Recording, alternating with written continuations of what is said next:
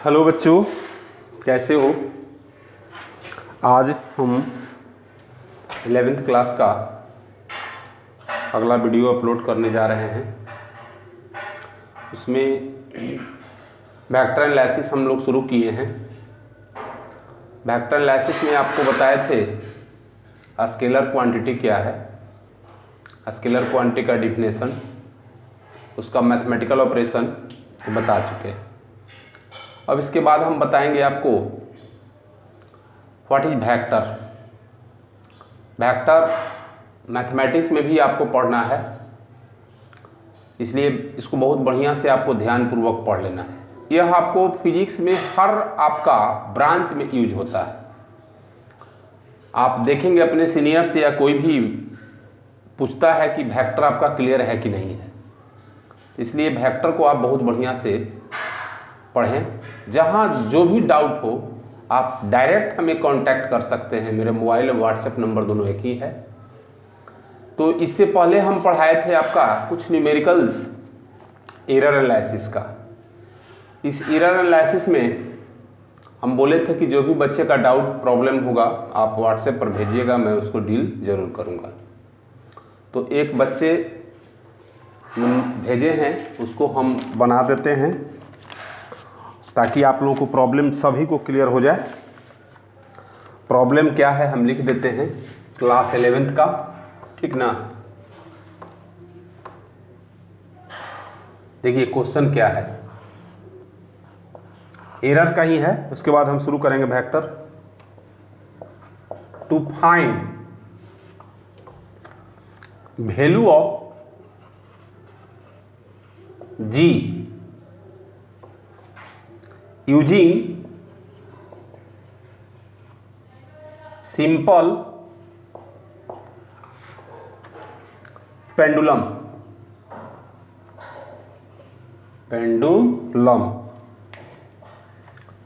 इसमें time period दिया हुआ है 2.00 सेकेंड। देखो ध्यान देना, स्मॉल l बराबर दिया हुआ है 1.00 cm। was measured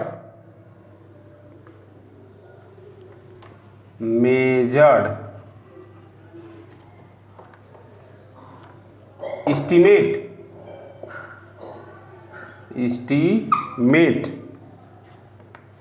maximum permissible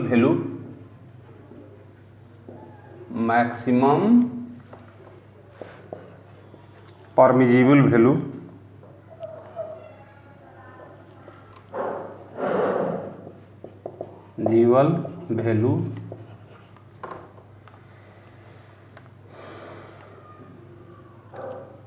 of error G, ठीक ना। and also find value of G and also find value of G। आपको इसमें यूज करने के लिए बोला है, use pi square equal to 10, इसको यूज करना है। अब देखिए यहां पर थोड़ा आपको समझना है। हम लोग टाइम पीरियड सिंपल पेंडुलम का निकाल चुके थे जी। देखिए सिंपल पेंडुलम का टाइम पीरियड, ध्यान देना, यह बॉब होता है। इसी तरह से आपको यही एल लेंथ का स्ट्रिंग है जी, और ये अपना जी काम करता है। तो इसका टाइम पीरियड का formula as we know 2π√L/G, यही ना होता है। आपको डाटा में दिया हुआ है, थोड़ा ध्यान दीजिएगा क्योंकि हम लोग एरर पढ़ रहे हैं।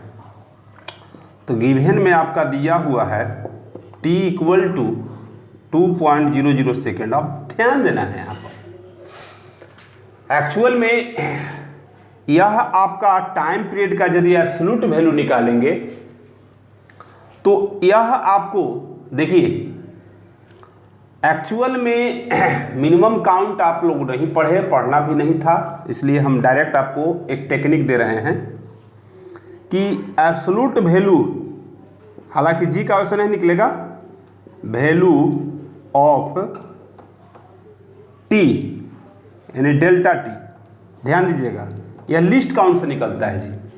यहाँ पर 1 2 3 सिग्निफिकेंट फिगर में है, तो यहाँ टेक्निक है कि शुरू वाला जो वैल्यू है उसको 0 कर दीजिए,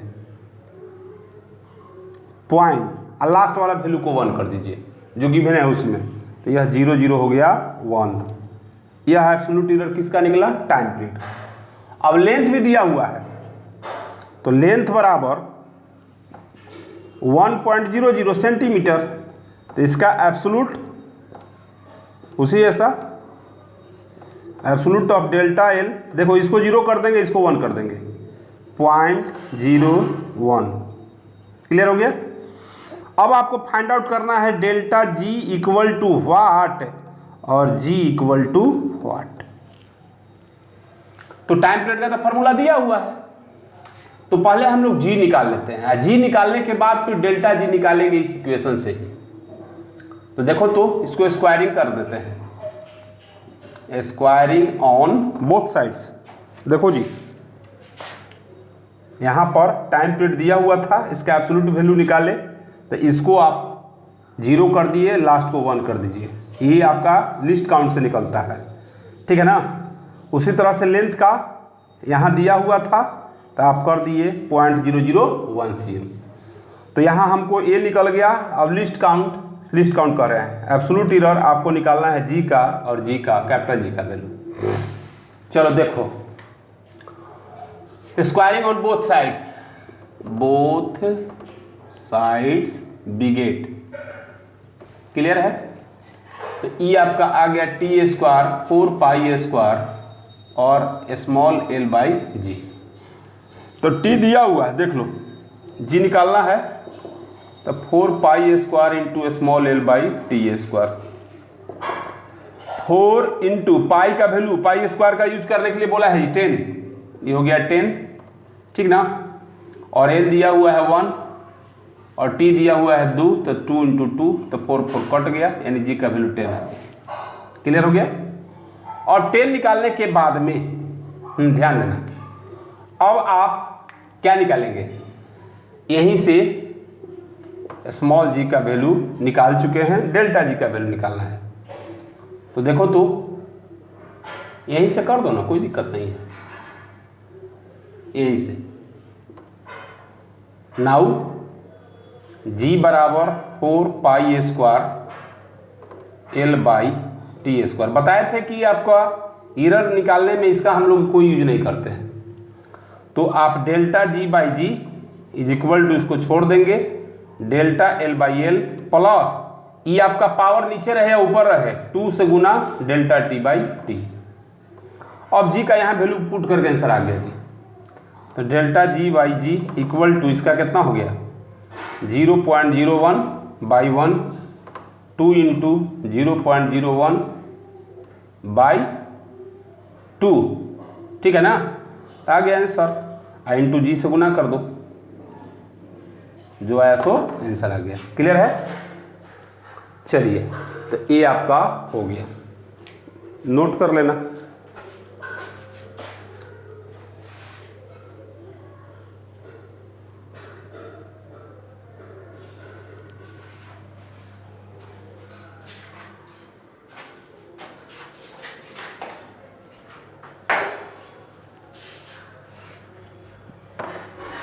चलो देखो, अब शुरू करते हैं, आपको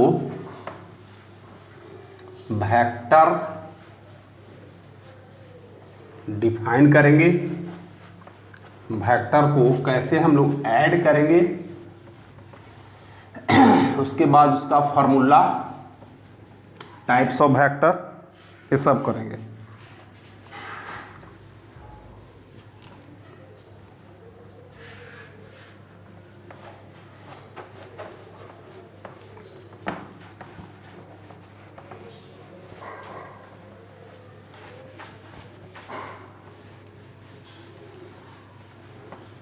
चलिए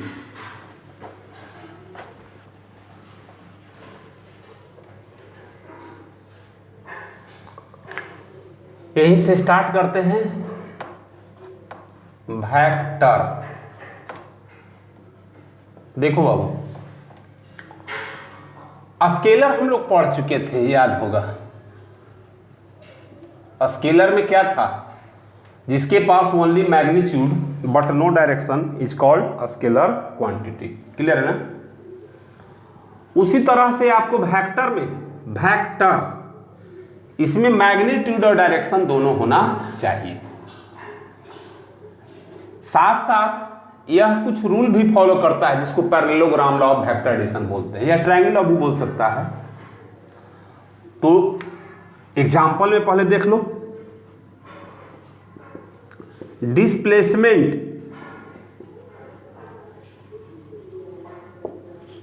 क्लियर है? Velocity,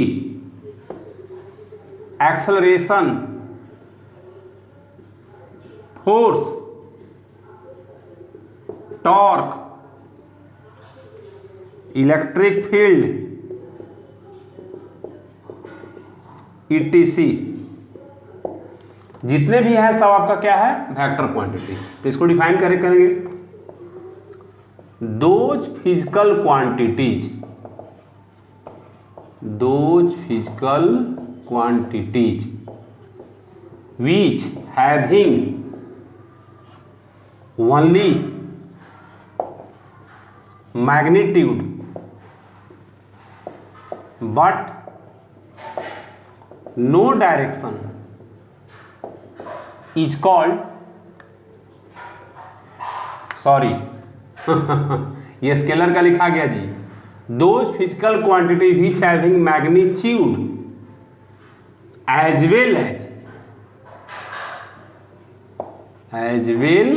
as direction and follows the triangle of vector addition, law of vector addition is called vector quantity. ठीक है ना? एग्जाम्पल हो गया। It follows the vector algebra, it follows the vector algebra by which it can be added, subtracted and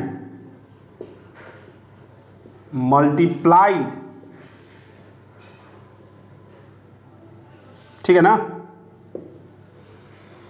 कहता है कि यह vector algebra को फॉलो करता है जिसके द्वारा it can be added, subtracted and multiplied. Division इसमें फॉलो नहीं होता है। क्लियर है? अब हम लोग यहां से एग्जाम्पल एक ले, तब आपको पता लगेगा कि डायरेक्शन क्या होता है। एक्चुअल में देखिए, आप लोग तो अभी तक यही डायरेक्शन में पढ़े होंगे, एरो के द्वारा। राइट में आपका ईस्ट होता है, लेफ्ट में आपका वेस्ट होता है, ऊपर आपका नॉर्थ होता है और नीचे आपका साउथ होता है। यही ना होता है जी।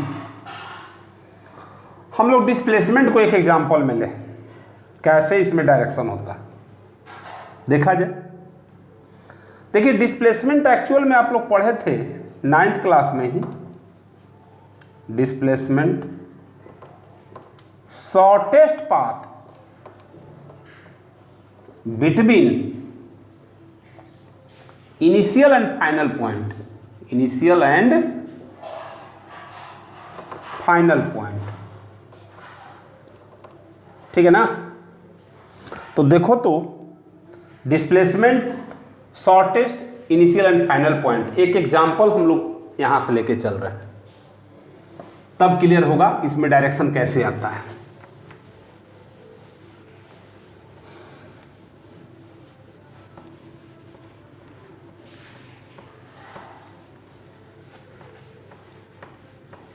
देखो सपोज करते हैं एक वॉयज, देखो तो पहले आपको जहां से चलना शुरू करता है उस ओरिजिन होगा, ईस्ट में जाता है जी 2 मीटर, क्लियर है। फिर वह नॉर्थ में चला जाता है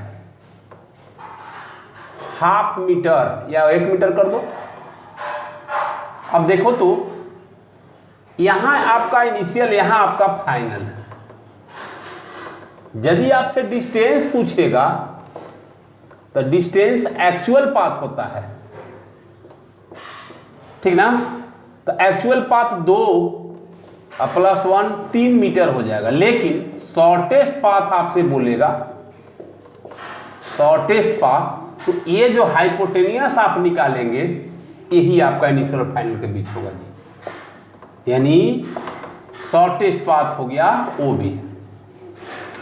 तो देखो यह OB जो हो गया यह डिस्प्लेसमेंट हो गया, ठीक ना। तो यहां से यहां जो डिस्टेंस निकलेगा, चूंकि वेक्टर में आप क्या बताए कि इसके पास मैग्नीट्यूड भी है और डायरेक्शन भी है, यानी एरो होगा, बता रहे हैं अभी। तो यह जो डिस्टेंस निकलेगा शॉर्टेस्ट पाथ का वह मैग्नीट्यूड होगा जी, यानी न्यूमेरिकल वैल्यू। मैग्नीट्यूड का मतलब क्या हुआ, न्यूमेरिकल वैल्यू 1 2 3 4। और डायरेक्शन दैट मीन्स आपका स्लोप, यानी tan थीटा निकालते हैं, बाद में आपको बताएंगे, यानी स्लोप, ठीक है। तो यह इसका एरो हुआ, यानी देखो तो यहां से ऊपर नॉर्थ, राइट ईस्ट, इधर वेस्ट, इधर साउथ। तो यह OB जो है ईस्ट और नॉर्थ के बीच में है जी। तो आप यहां क्या लिखेंगे, OB हो गया मैग्नीट्यूड, यहां डायरेक्शन देंगे अलोंग नॉर्थ ईस्ट, NE, ठीक है ना। तो कोई भी वेक्टर क्वांटिटी जो होगा उसके पास मैग्नीट्यूड और डायरेक्शन दोनों होगा, क्लियर है। तो ये आपका निकल गया डायरेक्शन का कैसे डिटर्मिनेशन करते हैं। अब आइए हम लोग वेक्टर को कैसे रिप्रेजेंट करते हैं। देखिए रिप्रेजेंटेशन ऑफ वेक्टर क्वांटिटी, ठीक ना। वेक्टर क्वांटिटी, कोई भी वेक्टर क्वांटिटी है उसको हम लोग एरो के द्वारा डिनोट करते हैं, तीर के निशान के द्वारा। जैसे मान लिया जाए कि यह कोई वेक्टर है तो जो ईस्ट में काम कर रहा है, ठीक ना, तो इसके ऊपर हम लोग इस तरह से एरो दे देते हैं। लेकिन कोई कोई किताब में ध्यान दीजिएगा खूब बोल्ड लेटर्स लिखा हुआ है जी, खूब बोल्ड लेटर, बोल्ड लेटर। तो ये भी आपका है और ऐसे मैनुअल हम लोग लिखते हैं, ये भी आपका है। लेकिन ऐसा मत सोचिएगा कि यह वेक्टर ईस्ट में काम कर रहा है इसलिए लेफ्ट टू राइट इसको हम लोग दे दिए। यदि कोई वेक्टर नॉर्थ में भी काम करता है तो इसका नाम हम B दिए हैं, तो इसका ऊपर हम लोग लेफ्ट टू राइट देंगे। या तो खूब अपना बोल्ड लेटर में लिखिए, लेकिन यह आपको बार बार संभव नहीं है जी, ये बार बार संभव नहीं है। तो हम लोग क्या करते हैं, एरो दे देते हैं। अब कोई भी वेक्टर में देखो जहां से स्टार्ट करता है इसको हम लोग टेल बोलते हैं, आई एरो को क्या बोलते हैं, हेड बोलते हैं। तो यहां भी टेल हो गया, यहां भी हेड हो गया। अब देखो मान लिया जाए कि कोई वेक्टर आपका इधर काम कर रहा है, चलो काम कर रहा है, तो ये आपका हेड हुआ, ये आपका टेल हुआ। तो यह C एक वेक्टर है, इसके ऊपर हमेशा लेफ्ट टू राइट है कोई वेक्टर का देंगे। ये C वेक्टर है जो आपको काम कर रहा है वेस्ट में, ये B वेक्टर है जो काम कर रहा है नॉर्थ में, यह A वेक्टर है जो काम कर रहा है ईस्ट में। क्लियर हो गया। यदि आप इस वेक्टर पर ध्यान दीजिए, इस वेक्टर पर आप मोड दे देते हैं, मोड डाल देते हैं, तो यह डायरेक्शन हट जाता है जी। इसमें दोनों छुपा हुआ है। इसमें क्या क्या है, मैग्नीट्यूड भी है, डायरेक्शन भी है। तो डायरेक्शन बता रहा है एरो, और यहाँ से यहाँ यह लेंथ जो बता रहा है वह मैग्नीट्यूड बता रहा है। तो यह एरो हट जाएगा तो केवल यह मैग्नीट्यूड बताएगा। यानी वेक्टर, ध्यान दीजिएगा, ये बोल्ड ले पर एरो नहीं है, लेकिन इसमें दोनों छुपा हुआ है, मैग्नीट्यूड भी है, डायरेक्शन भी है। यह सिंपल लेटर है, इस पर एरो नहीं है, इसका मतलब मैग्नीट्यूड बता रहा है। तो कोई भी वेक्टर में आप मोड डाल देते हैं तो उस पर से एरो हट जाता है और वह आपका उसका मैग्नीट्यूड बताता है। एक चीज और बता देते हैं, बिना एरो के आप मोड नहीं डालेंगे, यह आपका गलत है। तो मैग्नीट्यूड का मतलब ये हुआ कि उसको हम लोग मैग्नीट्यूड निकालना, न्यूमेरिकल वैल्यू निकालना। तो क्या कर रहे हैं, रिप्रेजेंटेशन ऑफ वेक्टर क्वांटिटी, यानी कोई भी वेक्टर को कैसे हम लोग दिखाते हैं, प्रदर्शित करते हैं। तो लिखेंगे it is represented by an arrow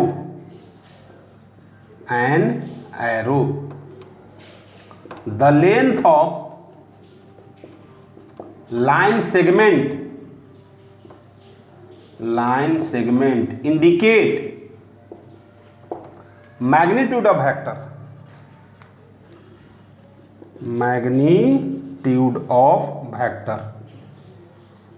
ठीक ना, and its arrow,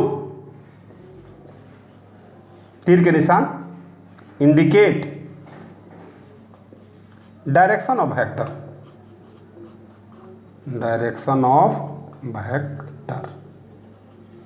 तो इस तरह से इसको हम लोग रिप्रेजेंट करते हैं। क्लियर है? अब देखो इसका एग्जांपल आपको बता देते हैं।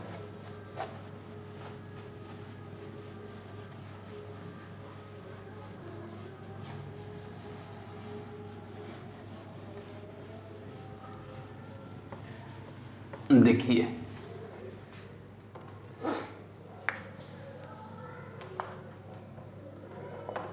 यह आपका क्लियर है कि क्वाड्रेंट में बता रहे हैं, ऊपर नॉर्थ, यह ईस्ट है, यह साउथ है, यह वेस्ट है। अब इसी में आपको कुछ वेक्टर को रिप्रेजेंट करने के लिए बोलता है, यही है रिप्रेजेंट द given vector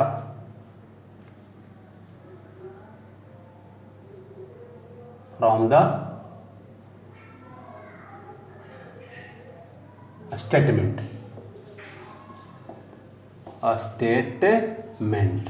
के अनुसार। देखो ध्यान देना जी, यह आपका ए वेक्टर एक्टिंग एट 30 डिग्री, ठीक ना, नॉर्थ ऑफ ईस्ट। क्या कहता है कि ए वेक्टर जो है काम कर रहा है 30 डिग्री नॉर्थ ऑफ ईस्ट पर। दूसरा B vector acting at 60 degree south of west. देखो रिप्रेजेंटेशन में सब बता दे रहे हैं, चार क्वाड्रेंट का, first quadrant, second quadrant, third quadrant, fourth quadrant सब लिख दे रहे हैं। तीसरा आपको कहता है कि सी वेक्टर एक्टिंग एलोंग, देखो नॉर्थ वेस्ट, और fourth D vector acting eight 37 degree east of south. Clear है? तो यह तो आपका सिंपल था कि यह ईस्ट में काम कर रहा था, नॉर्थ में ये आपका दिया हुआ है, लेकिन इसको कैसे आप रिप्रेजेंट करेंगे, थोड़ा एंगल का भी कंसेप्ट है।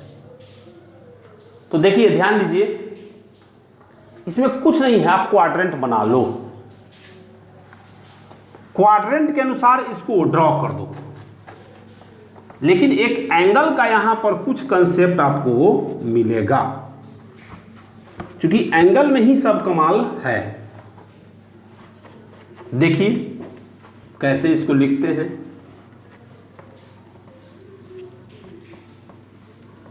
चलो